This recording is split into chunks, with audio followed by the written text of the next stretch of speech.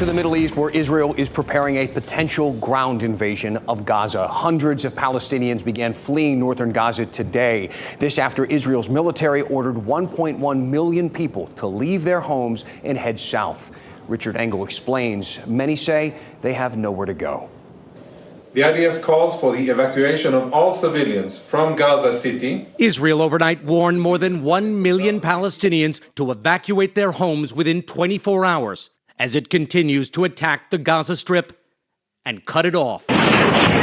Israel says it had no choice but to attack Gaza to disarm and deter Hamas after its gunmen butchered 1,300 Israelis and foreigners and kidnapped upwards of 150. And it's flattening the Gaza Strip to do it, with around-the-clock airstrikes and tanks taking up positions and opening fire. Israel says it only targets Hamas.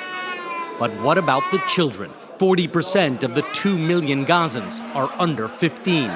The UN says a humanitarian crisis is dire and getting worse. Hospitals in Gaza are overwhelmed with thousands of dead and wounded. Doctors are running out of supplies.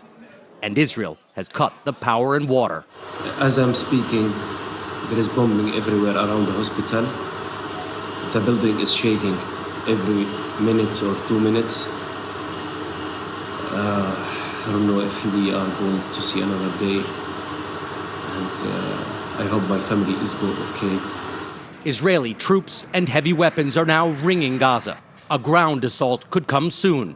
The brunt of it, it seems, will come from the north. So as you can see, we're all preparing our bags and leaving our house. Salma Sharab is a 22-year-old dental student. No one has a place right now. If you have a car, just run. No one knows where we're going. But we're all evacuating. Prime Minister Netanyahu says Hamas is like ISIS and released graphic photographs of children killed and mutilated by Hamas terrorists. He showed them to Secretary of State Blinken, who today traveled from Israel to Jordan on a mission to prevent the war from spreading across the region. Some heart-wrenching reporting from Richard Engel there. As far as America's involvement, we know a second American aircraft carrying munitions is expected to arrive there later today, and the Biden administration pledging more support as the fighting ramps up.